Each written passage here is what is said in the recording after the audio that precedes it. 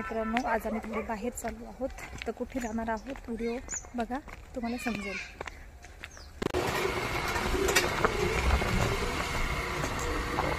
तर हे बघा, आपण इथे आलेलो आहोत तपोवनात.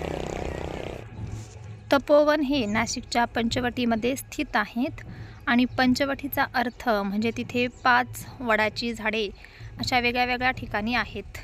तर इथेच आम्ही आज आलेलो होतो आणि इथलं जे वातावरण आहे ते अगदी प्रसन्न आणि अगदी शांत असं होतं.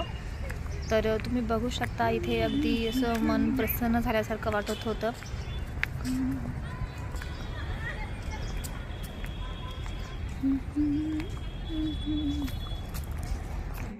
आणि नंतर मग आम्ही इथे जे हे सर्वधर्म जे मंदिर आहेत त्या मंदिरामध्ये येऊन आम्ही सर्व देवांची दर्शन घेतली आणि नंतर मग आम्ही पुन्हा खालच्या साईडला तपोवनाकडे जायला निघालो. तर आत्ता इकडे आम्ही तपोवनाकडे चाललो आहोत. तर इथे आज खूपच गर्दी होती आणि इथलं जे वातावरण पण आहे ते खूपच प्रसन्न असं वाटत होतं. हे आणि इथे तपोवनामध्ये राम, लक्ष्मण, सीता यांनी त्यांच्या वनवासाचे काही दिवस जे आहेत ते इथे ते राहिलेले होते आणि इथेच रावणाने सीतेला इथेच म्हणजे रावणाने सीतेचे अपहरण पण केले होते. तर ते समोर इथे नाशिकमध्येच जी सीता गुफा पण आहेत तर त्या गुफेमधूनच रावणाने सीतेचे अपहरण केले होते.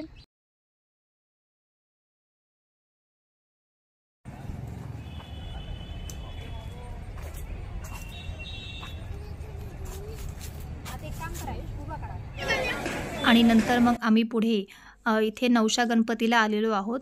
तर नवशा गणपती हा जो आहे तो सोमेश्वरचा जो धबधबा आहेत त्या धबधब्याच्या किनाऱ्यावरती ह्या नवशा गणपतीचं मंदिर आहेत. तर ह्या मंदिरामध्ये अशा खूप साऱ्या घंटा लावलेल्या आहेत आणि आज चतुर्थी असल्यामुळे इथे लोकांची भरपूर अशी गर्दी होती आणि दर्शनासाठी खूप अशी मोठी लाईन लागलेली होती. तर आम्ही थोडं लवकर आल्यामुळे आमचे दर्शन हे लवकर झाले होते आणि आम्ही मग दर्शन करून तर मंदिराच्या खालच्या साईडला चाललो होतो इकडे.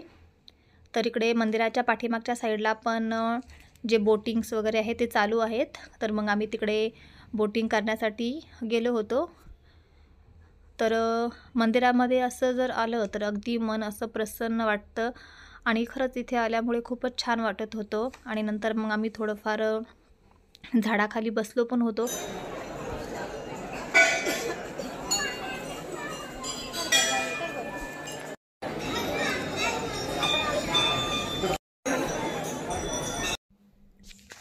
आणि नंतर इकडे पण अशा बोट आहेत, वेगवेगळ्या प्रकारच्या बोट आहेत.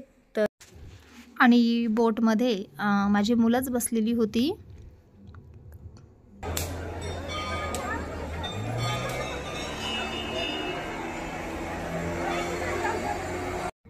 आणि माझ्या मतानुसार आपण रोजच आपल्या जीवनामध्ये खूप धावपळ असते, खूप सारे कामे असतात घरातली, बाहेरची.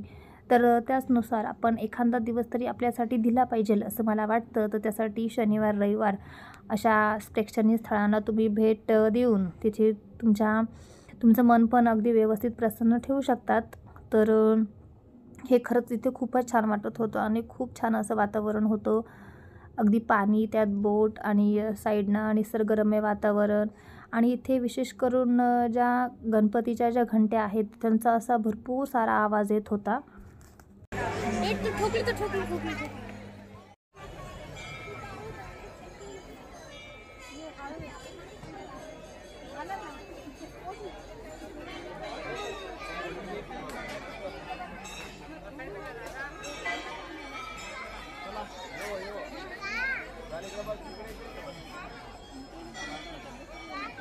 आणि हे बघा, इथे त्या समोरच्या बोटमध्ये माझी मुलं ते बसलेले आहेत.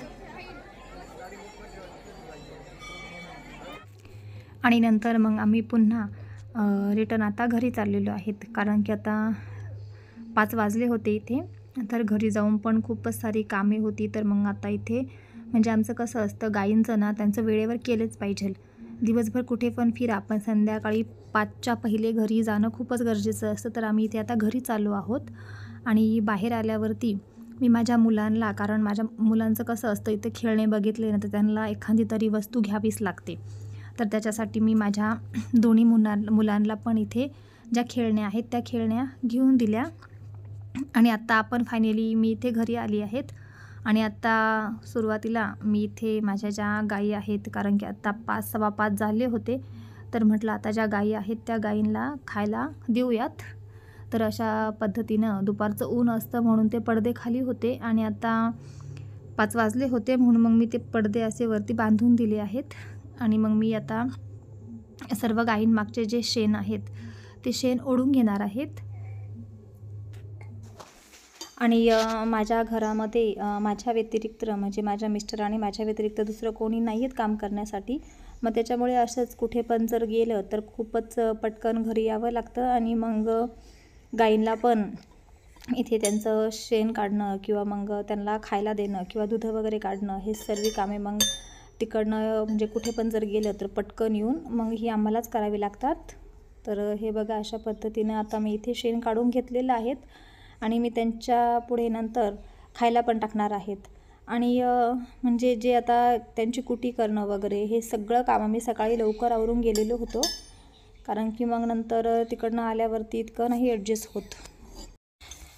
आणि आता मी इथे सर्व गायींना खायला पण टाकून घेत आहेत. तर हे बघा,